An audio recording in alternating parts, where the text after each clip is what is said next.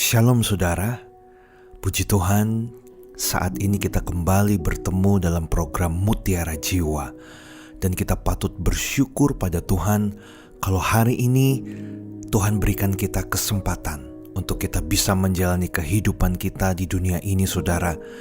Saya selalu katakan bahwa artinya Tuhan belum selesai dengan kita.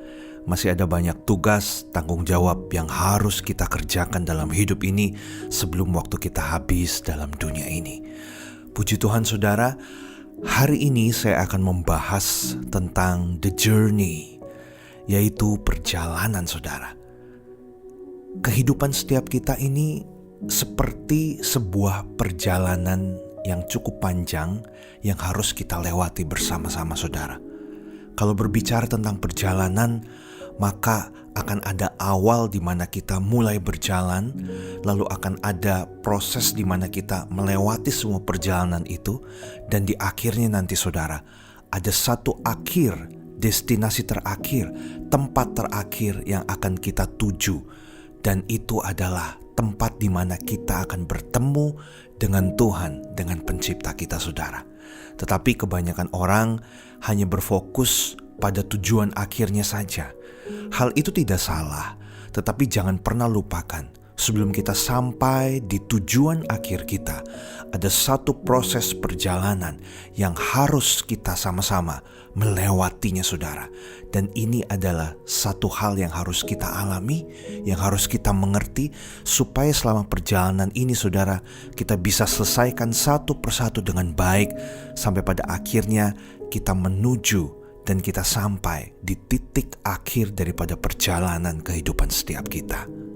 Dalam sebuah perjalanan saudara, misalnya kita hendak pergi ke salah satu kota yang kita tuju, maka kita akan mengalami berbagai situasi, keadaan selama proses perjalanan dari kota kita menuju kota yang akan kita tuju itu saudara. Misalnya, kita naik kereta api saudara. Pada waktu kita naik kereta api, kita akan duduk di gerbong yang sudah ditentukan saudara.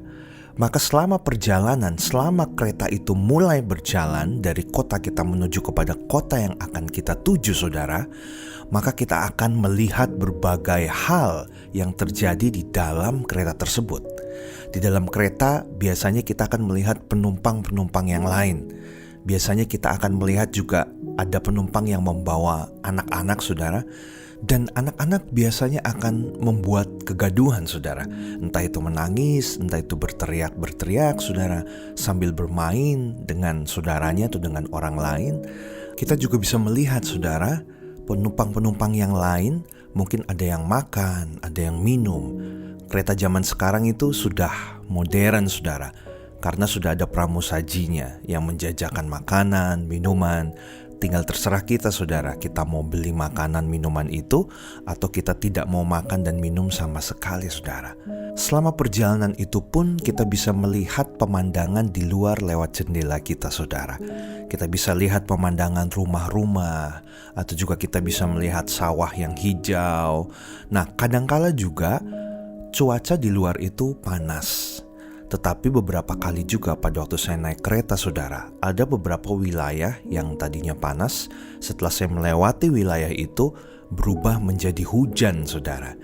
Jadi berbagai keadaan, situasi kita bisa lihat, kita bisa alami pada waktu kita mengalami satu perjalanan dari satu tempat menuju ke tempat yang lain saudara. Dan kita pun tahu saudara, di dalam kereta ini ada satu nahkoda yang mengarahkan kereta ini sehingga bisa berjalan dengan baik, kapan dia harus berhenti, kapan dia harus berjalan lagi, sehingga kereta ini bisa sampai di tujuan dengan baik, dengan selamat, dengan on time saudara. Namanya masinis. Nah saudara, hal-hal ini semuanya ini hampir sama dengan kehidupan setiap kita. Saya katakan dari awal bahwa hidup kita ini sebagai satu perjalanan yang sedang kita tempuh saudara. Dari semenjak kita lahir, kita menjadi anak-anak, remaja, dewasa, sampai saat ini mungkin saudara sudah tidak muda lagi. Dan satu waktu saudara, kita harus ingat bahwa hidup kita akan sampai di tujuan itu. Tetapi sebelum sampai di tujuan itu, pastikan saat ini proses hidup kita menjalani perjalanan ini, kita menjalaninya itu dengan baik dan tentunya dengan masinis yang tepat, nahkoda kehidupan kita, yaitu Tuhan Yesus. Sehingga kita bisa sampai di tujuan kita tidak tersesat, tidak berhenti di tengah jalan saudara, tapi kita bisa finish well, kita bisa menyelesaikannya dengan baik. Kita membaca bersama dari Yakobus 4 dimulai dari ayat yang ke-13. Judul perikopnya adalah Jangan Melupakan Tuhan Dalam Perencanaan. Saya akan bacakan bagi setiap kita. Jadi sekarang, hai kamu yang berkata, hari ini atau besok kami berangkat ke kota Anu, dan di sana kami akan tinggal setahun dan berdagang serta mendapat untung, sedang kamu tidak tahu apa yang akan terjadi besok. Apakah arti hidupmu? Hidupmu itu sama seperti uap yang sebentar saja kelihatan lalu lenyap. Saudara, ayat ini menjelaskan bahwa kehidupan kita itu seperti uap dikatakan. Sebentar saja kelihatan, tapi setelah itu lenyap, hilang. Kita bisa lihat ya saudara, kalau ada uap, itu hanya kelihatan beberapa detik saja, mungkin 1-2 detik. Kalau kita memasak air panas, pada waktu kita membuka pancinya saudara, akan ada uap. Tetapi setelah 1-2 detik itu, uap akan hilang, tidak terlihat lagi. Nah, dikatakan dalam firman ini, hidup kita itu sama seperti uap. Berarti berlalunya itu begitu cepat saudara. Hari ini kita masih hidup. Hari ini kita bisa mengenal teman-teman kita, keluarga kita yang ada di samping kanan kiri kita. Tetapi esok hari saudara, kita tidak pernah tahu apakah kita masih ada dalam hidup ini. Apakah mereka orang-orang yang ada di sekitar kita masih hidup saudara. Karena banyak contohnya saudara, orang yang hari ini sehat-sehat saja, ya atau mungkin hari ini sakit, kemudian esok harinya Tuhan panggil pulang. Kita tidak bisa bertemu lagi dengan orang tersebut saudara. Maka saya katakan, hidup memang sebuah perjalanan yang tidak mudah, yang tidak singkat. Tetapi bagi Tuhan, hidup kita itu sangat singkat. Sama seperti uap yang kelihatan, namun dalam beberapa detik itu bisa hilang saudara. Nah, di ayat 13 ini ada seseorang yang berkata, hari ini atau besok kami berangkat ke kota Anu, dan di sana kami akan tinggal setahun dan berdagang serta mendapat untung. Saudara, dalam ayat 13 ini adalah menunjukkan cita-cita, kerinduan, perencanaan daripada manusia. Siapa saudara di antara kita yang tidak memiliki perencanaan atau cita-cita atau kerinduan dalam kehidupan ini? Saya percaya tidak ada. Saat ini kalau saya mengajak saudara untuk merenungkan kira-kira kerinduan apa, cita-cita apa, keinginan apa yang saudara miliki dalam kehidupan ini supaya bisa terjadi dalam kehidupan kita, saya percaya banyak sekali saudara. Demikian pula dengan saya pun memiliki cita-cita, saya pun memiliki kerinduan, saya pun memiliki keinginan dalam kehidupan ini, dan saya harapkan semua cita-cita, kerinduan, perencanaan yang saya miliki, yang saya sudah rancangkan, Tuhan bisa genapi dalam kehidupan saya saudara. Namun sangat jelas sekali saudara, dari awal perikop judulnya dikatakan jangan melupakan Tuhan dalam perencanaan. Yang berarti setiap kita boleh memiliki perencanaan, cita-cita, keinginan, kerinduan dalam kehidupan kita. Tapi satu hal yang tidak boleh kita lupakan, kita harus melibatkan Tuhan dalam setiap rencana kehidupan, keinginan, dan cita-cita kita. Sehingga saudara, semua kerinduan, cita-cita yang kita miliki itu bukan hanya berbicara tentang kemauannya kita, bukan berbicara tentang kenyamanan kehidupan kita, tetapi lebih daripada itu kita bertanya pada Tuhan, kira-kira Tuhan rancangan apa yang mau Tuhan genapi dalam kehidupan kita. Ingat saudara bahwa hidup kita bukan milik kita lagi, tapi hidup kita sudah berikan kepada Tuhan. Maka seharusnya kita berkonsultasi, kita bercerita pada Tuhan, dan biarkan Tuhan yang intervensi dalam kehidupan kita, dalam setiap cita-cita, kerinduan dalam kehidupan ini saudara. Sehingga jika ada satu hal yang mungkin tidak terjadi, tidak bisa kita capai dalam kehidupan ini, kita tidak menjadi kecewa. Karena kita mengerti betul konsep hidup kita, bahwa hidup kita bukan milik kita lagi, tapi milik Tuhan. Karena itu sudah seharusnya kita menyerahkan setiap cita-cita, rancangan kehidupan kita ini kepada Tuhan. Dari awal tahun kita memasuki bulan Januari ini saudara, di tahun 2021 kita melihat ada banyak kejadian tragedi yang terjadi atas umat manusia, terutama di Indonesia saudara. Dimulai dari COVID-19 yang belum berhenti dari tahun lalu, bahkan angkanya semakin terus bertambah saudara. Tidak cukup sampai di situ, kita juga tahu di bulan ini, di bulan Januari ini juga saudara, kita melihat ada tragedi di mana ada satu pesawat yang jatuh dan menewaskan seluruh penumpangnya. Selanjutnya ada bencana alam di beberapa tempat saudara, gempa di Mamuju, ada longsor, bahkan ada gunung api yang meletus saudara. Saudara, semua hal ini menunjukkan bahwa kehidupan daripada manusia ini begitu rentan. Kehidupan daripada manusia ini begitu singkat saudara. Dan kita tahu di balik semua ini ada satu pribadi yang sangat powerful, yang sangat kuat, yang berkuasa atas seluruh kehidupan manusia dan dunia ini, yaitu Tuhan. Karena itu firman Tuhan mengatakan demikian saudara, hidup kita itu sangat singkat.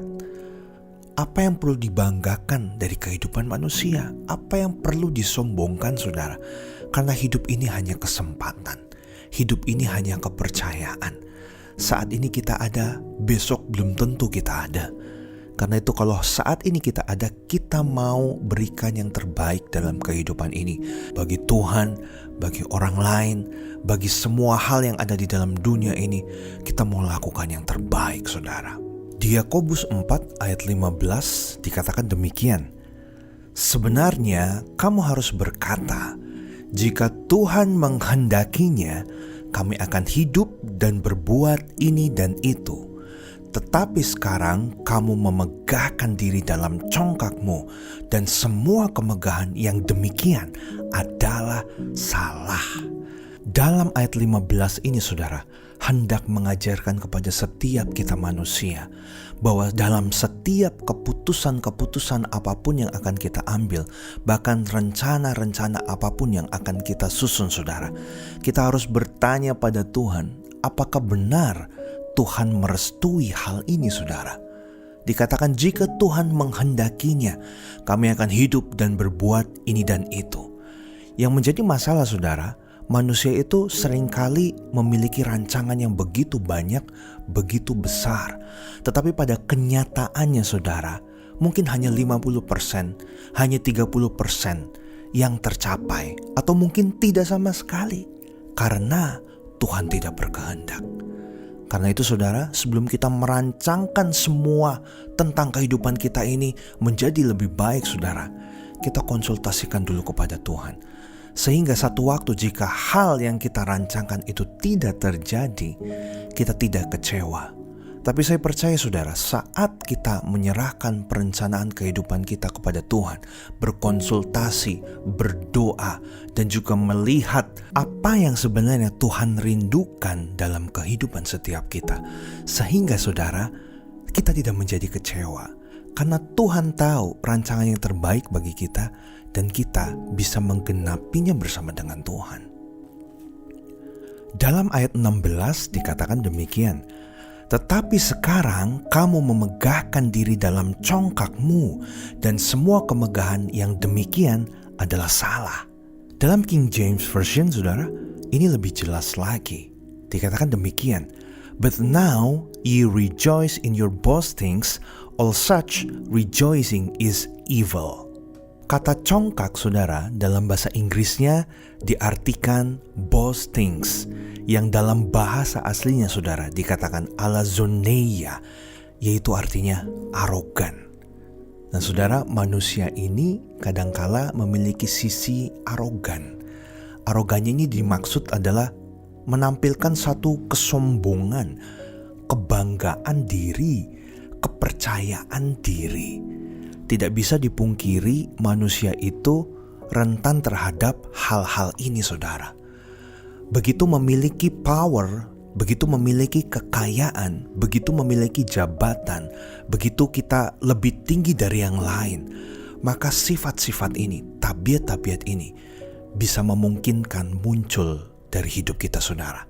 Sombong, membanggakan diri, merasa lebih hebat dari yang lain, kepercayaan diri.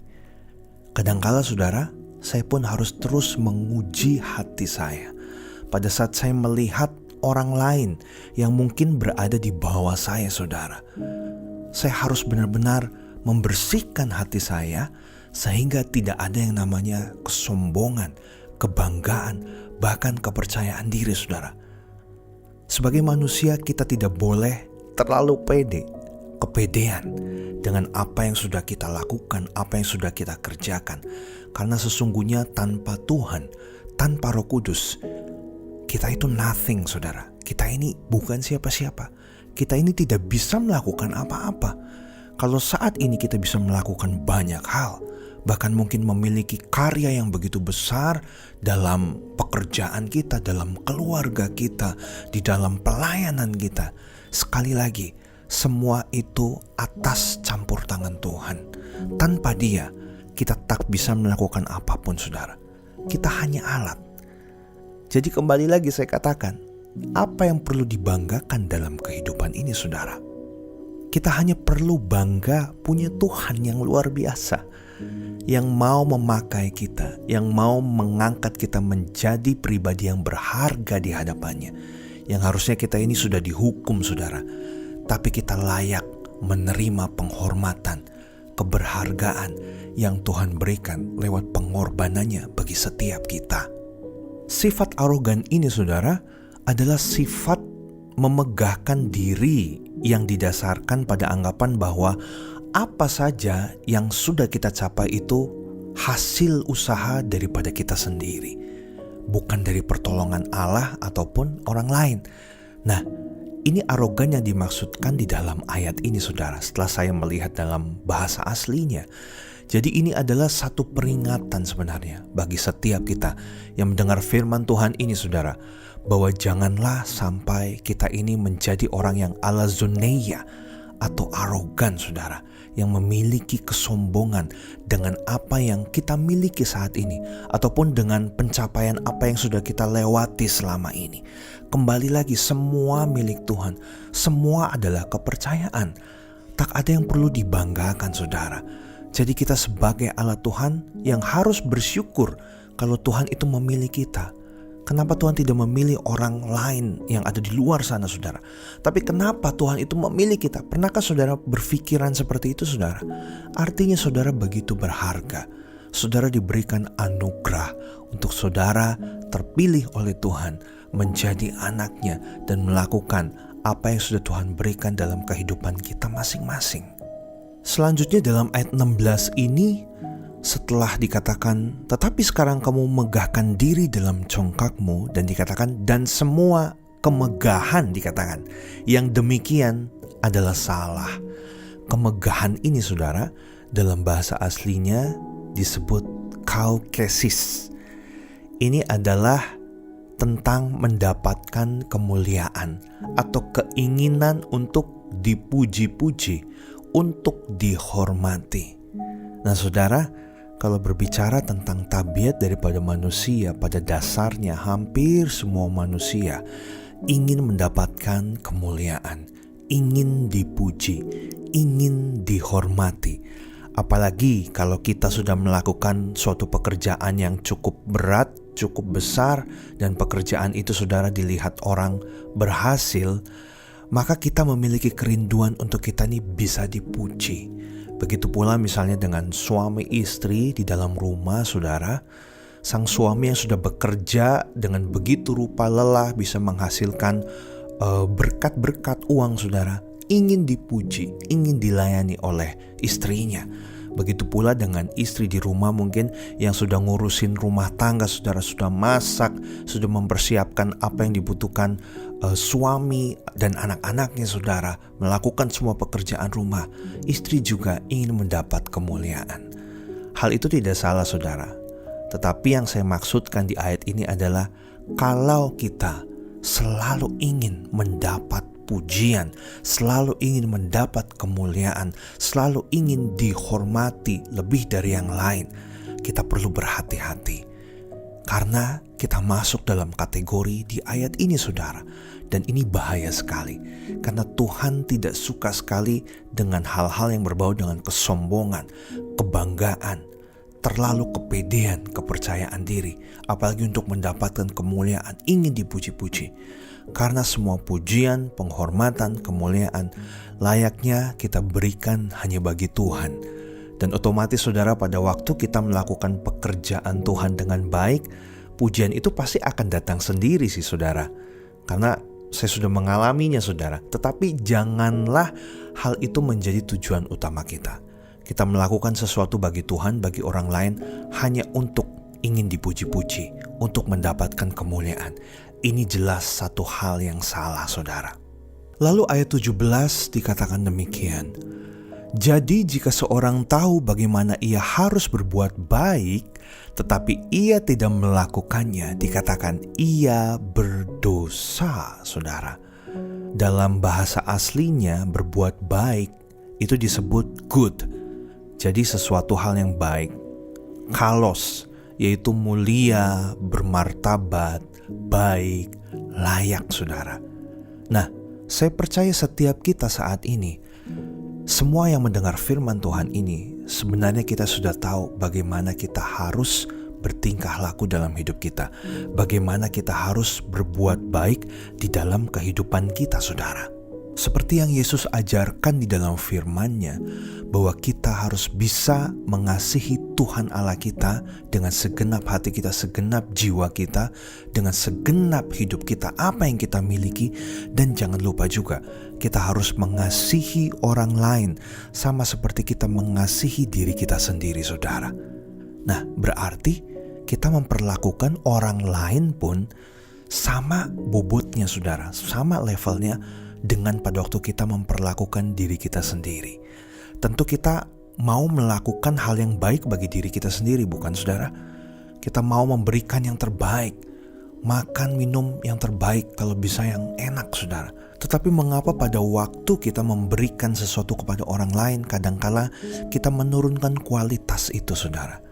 Sudahlah, buat dia ini kasih yang murah aja, kasih yang ya biasa aja lah. Karena buat orang lain ini, saudara, saya kurang setuju dengan hal itu. Beberapa waktu ini saya terus belajar, saudara. Pada waktu saya mau memberikan sesuatu, kebetulan di perumahan kami itu ada sapam, saudara. Nah, saya berusaha pada waktu saya mau memberikan makanan kepada sapam itu, jangan sampai memberikan makanan sisa atau makanan yang sudah hampir basi, lalu sudah dikasih aja ke sapam karena udah hampir basi. Itu artinya kita tidak memberikan yang terbaik bagi orang lain. Tetapi biarlah pada waktu kita mau memberi sesuatu kepada orang lain, kita tahu kita harus melakukan yang terbaik, maka kita berikan yang terbaik yang levelnya sama pada waktu memberikan kepada diri kita sendiri, saudara. Dan hal ini juga mengingatkan di ayat-ayat yang sebelumnya, saudara. Ya, ini dia tentang janganlah kita sombong, janganlah kita bangga, janganlah kita terlalu kepedean dalam kehidupan ini dengan apa yang kita miliki, apa yang kita lakukan, saudara. Dan juga kita harus ingat bahwa hidup kita adalah milik Tuhan. Kita harus melibatkan Tuhan dalam setiap perencanaan kehidupan kita. Dan dikatakan, kalau kita sudah tahu kebenaran ini, kalau kita sudah tahu bagaimana kita harus berbuat baik, tetapi kita tidak melakukannya, dikatakan kita berdosa. Jadi kita harus tahu konsep berdosa ini seperti apa, saudara. Kebanyakan dari manusia melihat sesuatu yang tidak baik, sesuatu yang dikatakan berdosa itu, kalau kita melihat pencuri misalnya, kalau kita melihat orang yang berselingkuh misalnya, kalau kita melihat orang yang merampok, membunuh, Memang hal itu hal yang berdosa, tetapi dosa itu tidak hanya hal-hal itu, saudara. Pada saat kita sombong, pada saat kita kepedean, bangga, pada saat kita ingin dipuji-puji melakukan sesuatu, tapi bukan tulus untuk melakukan sesuatu hal itu, tapi melakukan sesuatu itu karena didasari supaya ingin dipuji, mendapatkan kemuliaan, dikatakan bahwa hal itu pun adalah dosa di mata Tuhan. Dan Tuhan sangat tidak suka dengan yang namanya dosa, saudara. Karena itu saat ini saudara sekalian yang telah mendengar firman Tuhan ini, hendaklah kita mau sama-sama mengubah hidup kita, saudara. Mumpung masih ada waktu, saudara. Tidak ada kata berhenti untuk belajar. Jangan sampai kita menganggap diri kita sebagai seseorang yang sudah lebih senior dari yang lain. Umur saya sudah 60, umur saya sudah 70 tahun. Saya sudah melayani Tuhan, saya sudah menjadi majelis, saya sudah menjadi pemimpin dalam satu gereja. Maka kalian semua yang masih muda daripada saya, kalian yang seharusnya belajar. Saudara, saya mau katakan itu adalah kesombongan rohani. Tetapi biarlah, berapapun umur kita, saudara, ada yang umur baru mungkin belasan tahun, baru 20-30 tahun. Bahkan saudara sekalian yang mungkin sudah lanjut usia 60 tahun, 70 tahun. Tidak peduli, saudara. Saudara sudah menjadi orang Kristen itu berapa lama, saudara. Karena kekristenan sejati, kedewasaan, kerohanian seseorang itu tidak ditentukan oleh umur seseorang, saudara. Tetapi oleh kebesaran hati dia, mau menerima firman Tuhan, belajar melakukannya, dan ada perubahan yang nyata yang ditunjukkan lewat kehidupan sehari-hari pada waktu ia melayani Tuhan, terlebih lagi pada waktu ia memperlakukan orang lain yang ada di sekitarnya, saudara. Semua hal itu diuji dilihat dari hal itu, saudara. Sehingga kita tidak tertipu dengan megahnya mimbar gereja. Mungkin seseorang bisa berkata demikian mahir tentang teologi, tentang firman Tuhan, tentang kebaikan Tuhan, tentang karakter Tuhan. Tetapi pada hakikatnya dia sendiri tidak melakukan hal itu, saudara. Karena satu waktu nanti kita akan sama di hadapan Tuhan. Kita akan diadili, kita akan dihakimi, saudara. Kita akan dilihat track record hidup kita selama kita di dunia. Apakah kita patut mendapatkan keselamatan, tinggal bersama-sama dengan Tuhan dan memerintah bersama Dia, atau kita akan dihukum, saudara. Ditentukan saat ini, pada waktu Anda sekalian ada di dalam dunia ini. Dan yang terakhir, saudara, pada waktu kita melewati perjalanan kehidupan kita dalam hidup ini, saudara, kita harus tahu betul tujuan akhir daripada hidup kita. Kita harus tahu betul destinasi terakhir kita itu kemana, saudara. Ada banyak anak-anak Tuhan yang waktu ditanya tujuan akhir dari hidupmu itu apa, bingung jawabnya, saudara. Nah, ini repot, saudara. Sudah bertahun-tahun menjadi orang Kristen, sudah memuji menyembah Tuhan berkali-kali, sudah mendengarkan firman Tuhan sedemikian rupa, tetapi tidak mengerti kehidupan ini, tidak mengerti tujuan akhir kehidupannya itu apa dan akan kemana, saudara. Ini bahaya sekali. Jadi pastikan saat ini kita harus tahu tujuan akhir hidup kita. Tujuan akhir hidup kita ini bukan di dunia, saudara. Saya katakan hidup kita itu sebagai suatu perjalanan. Maka saudara, kita ini, anggaplah diri kita ini sebagai seorang musafir yang sedang berjalan dalam kehidupan ini dari satu tempat awal menuju kepada tempat akhir kita, saudara. Karena itu, saudara, kita harus tahu tujuan akhir hidup kita. Dalam Yohanes 14 ayat 6 dikatakan demikian, kata Yesus kepadanya, "Akulah jalan dan kebenaran dan hidup. Tidak ada seorang pun yang datang kepada Bapa kalau tidak melalui aku." Saudara, Yesus sendiri berkata, "Akulah jalan dan kebenaran dan hidup." Ini menjawab pertanyaan saya saat ini. Kemanakah tujuan akhir hidup kita? Ya ini, saudara, tujuan akhir hidup kita adalah kepada jalan, kebenaran, dan kehidupan itu. Sumber dari segalanya itu, yaitu Tuhan kita. Jadi tujuan akhir hidup kita bukan di dunia, bukan kenyamanan, bukan kekayaan, bukan kehormatan, tapi kehidupan kita tujuan akhirnya adalah bertemu dengan Tuhan Yesus. Saya percaya setiap kita rindu untuk bertemu dengan Tuhan Yesus. Amin, saudara. Namun sebelum hal itu terjadi, kenyataannya saat ini yang harus kita hadapi dengan setiap perjuangan kehidupan kita, saudara. Tuhan tidak tinggalkan kita. Tuhan tidak cuekin kita. Tuhan justru memperhatikan kita. Tuhan mau kita enjoy, kita menikmati perjalanan kehidupan kita bersama dengan Tuhan, saudara. Kita tidak pernah tahu kapan kita akan sampai di tujuan itu, saudara. Karena setiap orang berbeda. Kuota kehidupan setiap orang berbeda. Ada yang singkat, ada yang sedang, saudara. Tapi ada yang cukup panjang yang diberikan waktu lama untuk hidup dalam dunia ini. Sebagai contoh, nenek daripada papa saya, saudara, oma saya, itu berumur 101 tahun. Adalah umur yang terpanjang di dalam keluarga kami. Ini pencatat sejarah, saudara. 101 tahun, saudara. Lama sekali. Baru akhirnya dia dipanggil pulang Tuhan dalam keadaan baik, saudara. Tetapi, saudara, ada juga sepupu saya, saudara, dari papa saya juga, yang baru berumur sekitar 30-an. Tetapi Tuhan panggil pulang, saudara, karena kecelakaan, dan ia meninggal, saudara, di umur 30-an. Singkat. Jadi setiap kita ini berbeda-beda. Kita tidak pernah tahu kapan kita akan sampai di tujuan akhir itu, saudara. Waktunya kita gak pernah tahu. Tapi yang kita tahu betul, yang harus kita tahu dengan yakin, saudara, di mana kita akan berhenti, yaitu tujuan akhir hidup kita kepada kekasih jiwa kita yang sejati, Tuhan Yesus Kristus. Dan saya berdoa, saudara, saat ini kita bisa menikmati perjalanan hidup kita bersama dengan Tuhan. Pastikan nahkoda kehidupan kita adalah Tuhan Yesus, supaya kita tidak tersesat, supaya kita tidak berhenti di tengah jalan, supaya kita tidak kedistract dengan hal-hal yang lain, saudara, yang ada dalam dunia ini, yang bisa mengacaukan fokus tujuan akhir hidup kita. Tapi terus berjalan bersama dengan Tuhan, dengan Yesus, melewati setiap musim kehidupan kita, melewati perjalanan kehidupan kita. Dan saya percaya satu saat nanti kita akan bertemu bersama-sama dengan Tuhan Yesus, saudara, di akhir kehidupan kita. Puji Tuhan, saat ini biarkan saya berdoa bagi setiap saudara.